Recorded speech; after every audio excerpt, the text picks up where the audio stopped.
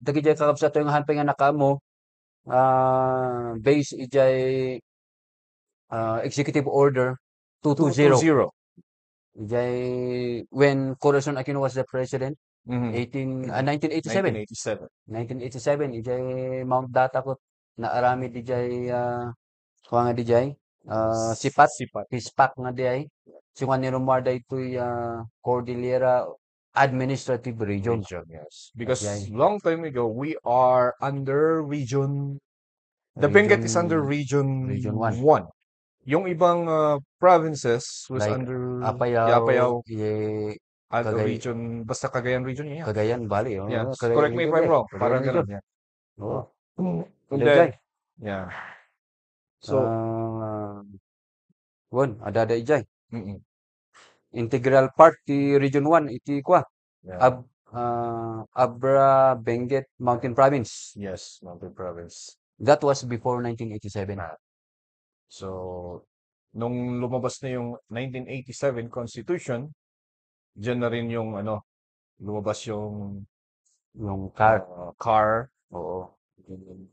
Doon sa mga kapatid natin sa baba, sa Muslim Mindanao. Oo. Kung pinag-uusapan ng autonomy, kasi based on our experience, adungay dagiti darumrumwer nga yung sinasabi mo sa akin na even the leftists are sharing things or informations about autonomy. We as employees of the government, we would highly suggest na pumunta tayo sa mga credible person Oo. to get informations about autonomy. So, sino ba yung mga maisasuggest natin na Si may isang amokot ni Sir Greg Taag. Gregorio Taag, Oo, dating dahil founder iti The Cordillera Connection. the Cordillera. May isang kwa dito charity group Mm. nga nagadaruti na tulungan na dito eh. Shout out to Sir Greg Taag. Kadagi dyan kakabsat tayo nga kahit na pa nga makamo iti about autonomy, mabalin nga dito nga tao ti may isang asidgan nyo, Yes. nga pagdamagan nyo. Mabalin mo't ni Apo Joel Cervantes. Oh, yeah. Dito station manager iti RPN. RPN.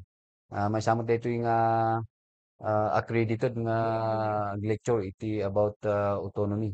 Kan dagay kahit na pay nga makamo iti mas detalyado, mabaling nga bisita kayo iti office ti Regional Development Council. Regional Development Council. Kan adamot DJ website damot laang. Yes. Mabaling nga bisitahan nyo di website ti Regional Development Council.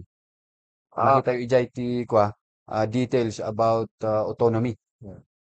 Pinag-usapan lang kasi to kasi yun napagkukwentaan namin isa kanina. Istorya mi kani ako Sir Tin nga ikat. Adakay kami dyan mga rami dito nga kaslang scam ya. Correct. May nahin ko dito yung grupo mi once nga agbalin nga autonomy dito sakto agbalin nga kasi governor. Adakay ti kasi. We have to be aware of those kinds of group. Masapol nga maging vigilant tayo mata ijay kwata adumat ati ag-lecture ti about autonomy ng medyo twisted nga eh. Medyo pusi-puso naman ati alipos-pos tayo kat sa balik din ti panagkita tayo ti autonomy. Imbis nga maganda sana yung tingin natin sa autonomy nagiging tuloy negative. Kasi nga we have to know, we have to be aware nga naglakangag pa isot yung waras ti information tatag ba? Okay. Very easy. Because parang ganito nga, we have this podcast, we have different vlogs, may marami. So people can really easily spread informations. Ang problema ngayon is, the value of the information. Kung tama nga ba, credible nga ba yung information o hindi. Parang yung nangyari nga, yung situation ng iTogon. iTogon napakadaling gumawa ng without double checking the information. Kaya sa topic natin na autonomy nga kuna ni Apo Sir Art Tibaldo. Shout out to Sir Art Tibaldo. Naminduan nga na itono jay autonomy.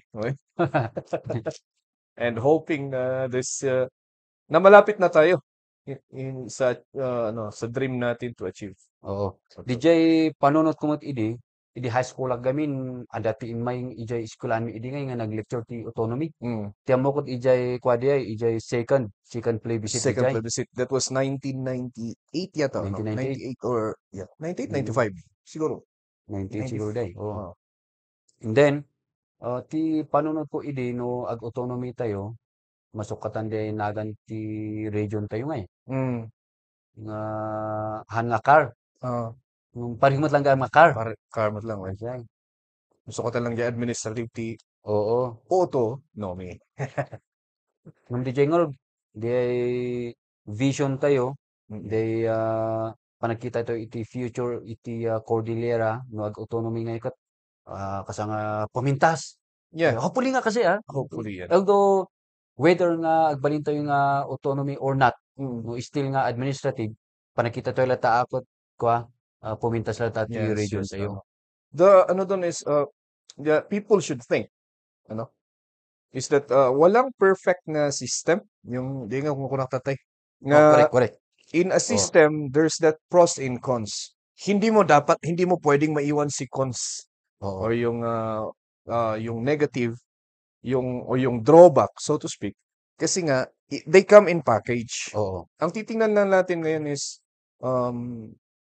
mas maganda ba yung benefits na makukuha natin, which is, and then of course may mga drawbacks yan sa isang system, but then kung titingnan natin yung benefits as compared to now na administrative region tayo, kung titingnan natin at maganda nga, then we should really go for autonomy. And in my personal opinion, and my personal opinion, I think we will be better if, or we can do more, or we can improve more sa region natin kung nasa autonomy tayo. So DJ kwa, yes, ada DJ question ko idi last year.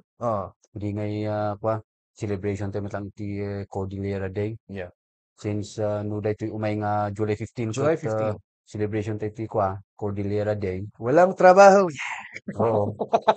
So holiday DJ iti kwa Cordillera. the whole Cordillera region. Yeah, lalabas tong podcast ng Sunday. So, yeah. Yes. Happy Cordillera Day. Saturday kaya, 13. Yeah. Happy Cordillera Day sa Monday.